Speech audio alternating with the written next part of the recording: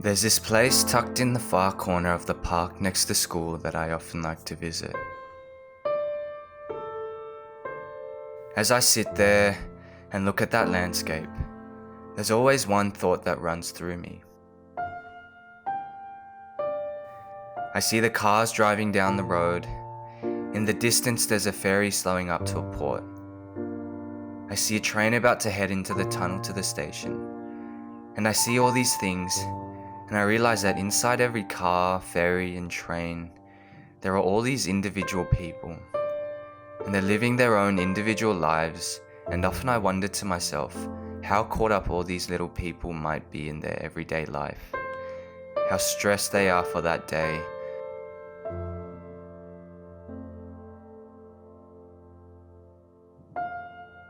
Or why the cars are driving across the road at 2 a.m. in the morning.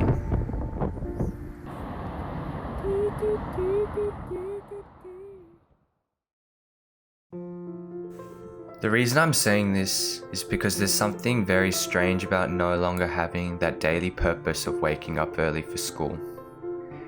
How there's no uniform left to put on, no numbers left to solve or notebooks to fill up. Knowing that you'll never be able to mess about in classrooms, and the fact that the spot that you always used to hang around during lunches are now completely empty. And it's times where you're sat at home 12 p.m. on a school day, and somewhere 20 kilometers away, people are sitting in their fourth period, and how that used to be you not long ago, where you really start to realize how those great memories you've made are just one tiny story amongst thousands upon thousands. I know I'm beautiful, you don't have to record me all the time. Yet it all started with this funny looking 12-year-old, intimidated by all these tall buildings and big people, thinking how on earth he'd belong in a place where he knew nobody.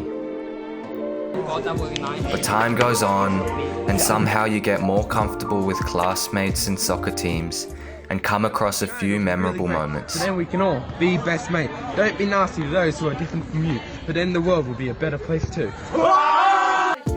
But if I'm being entirely honest, the first 3 years kind of blew by me. There's not a great deal I can remember apart from a few bits and pieces here and there. Yet if you'd have told me then that I would end up friends with so many of these people, I would have thought that you were crazy. And that to me is what made friendships so fascinating. The way they would just spontaneously happen with no real regard for timing. And yet despite that, how special they turned out to be.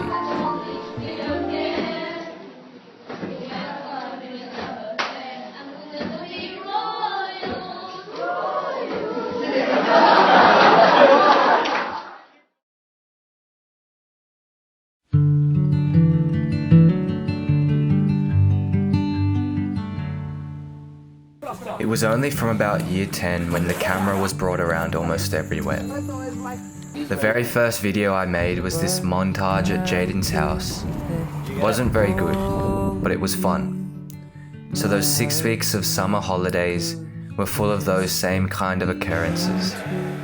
We would go out, I would make a short video, and we would laugh over it for a while. I learned something about these people that year from being behind the camera all the time. How shameless they seemed to be. With them, it was okay to act immature. You were allowed to entertain yourself with all these funny fads and outfits.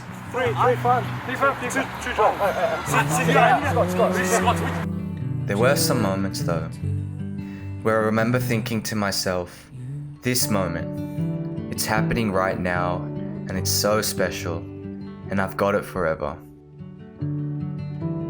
I'll act like this is normal. I'll see you soon, yeah?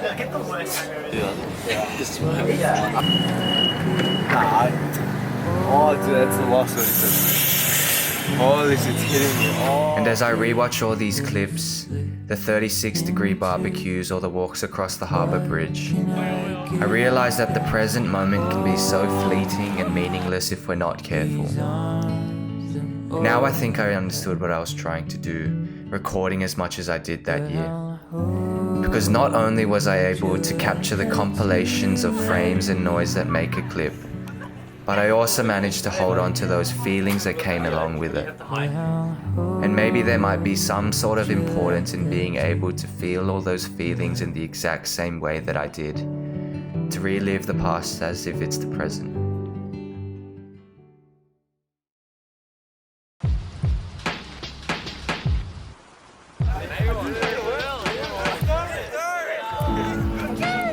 "2018 was special in a completely different way. Unlike the previous year, which was filled with many good moments that were very similar, the events were more scarce, yet they still managed to hold a great deal of emotional value. If you asked most people, they would say that year 11 could be characterized by maybe 2 or 3 massive moments, one in particular that will forever be in everybody's memories. Don't rain on me.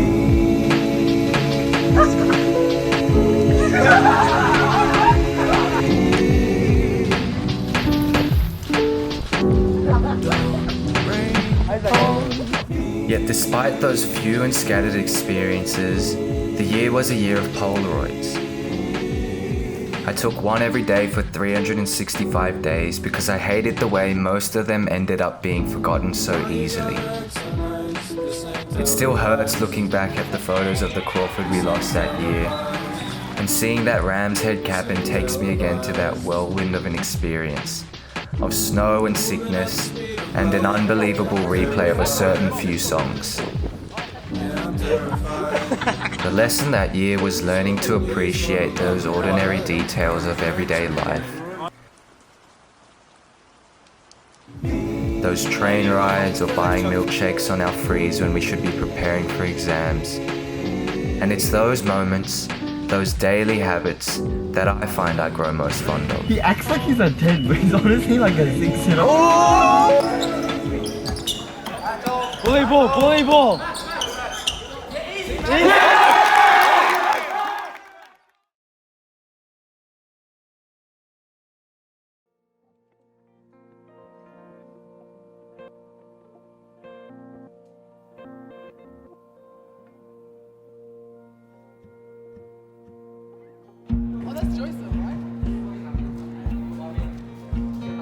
By the last year, a lot of the things that we once used to enjoy so much lost a lot of its excitement. Rightfully so, people started to become more serious, and you'd often spend half of lunch wondering where people went. A lot of the times I would just sit on the benches in the gym, watching people play basketball.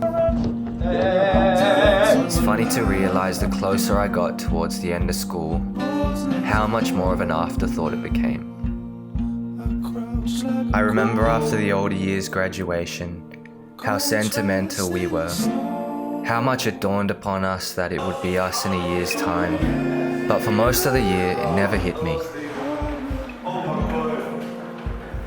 But when I paid enough attention, I realized how much this moment was slipping away from me, and how casually it seemed to end. And in those last times, I realized the little control people really have in the present moment. And I felt foolish on how good I felt of myself beforehand, in how I was able to capture so many moments on the camera. Because in this moment, when it seemed the most vital to cherish everything left, I was left completely paralyzed and did exactly what I spent so many years trying not to do. And I let that last year blow past me.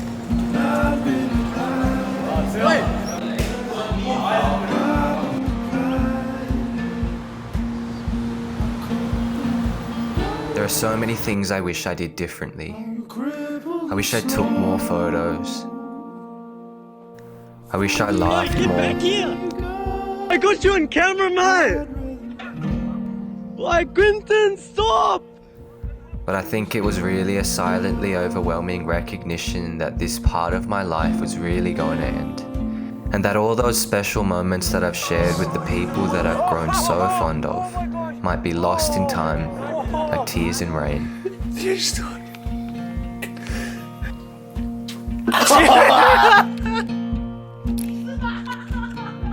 I'm going to miss the fact that we saw each other grow.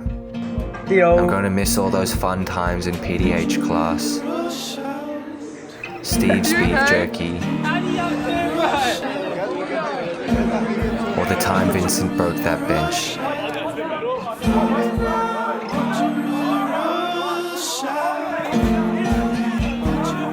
And in the very last moments, when you finally realize you have 2 days left, and you're wearing funny uniforms and playing soccer for hours, it finally dawns upon you.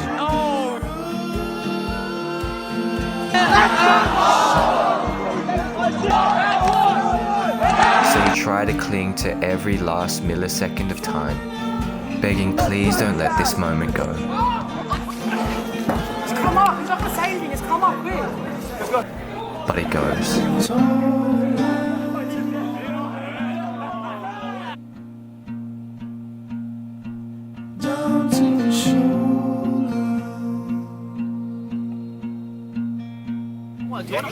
I'm your PFD. Jason, if I feel sick, you're the first one to feel it. What's that pack? I don't know why. Anything.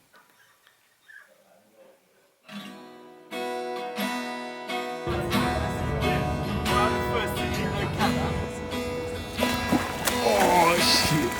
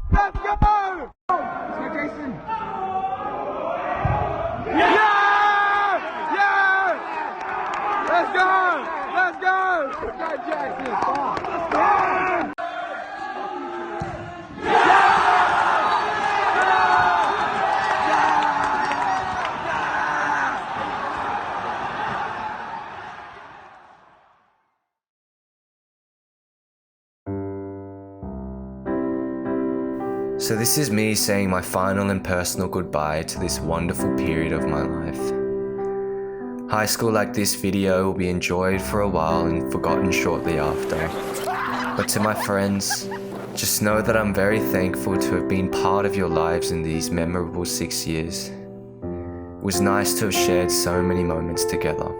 But as I'm rewatching all these clips once again, I feel like I'm back at that place that I like. And all those cars driving past are like lesser versions of myself, caught up in everyday life. And as I look down from the top of the hill, at the end of this high school moment, it's funny to realize that everything ended up okay.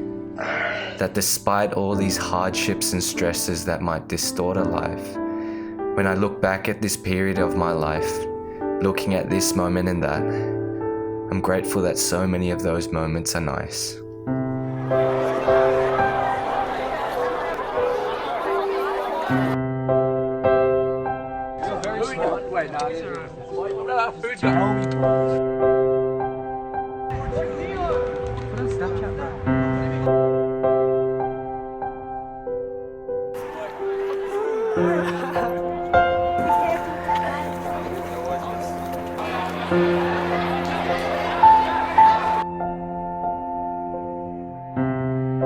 If I make my mud ball correctly, what I thought, it shouldn't break apart.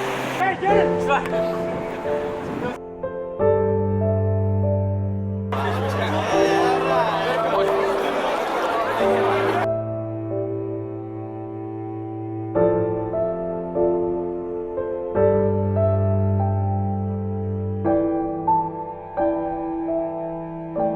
I agree.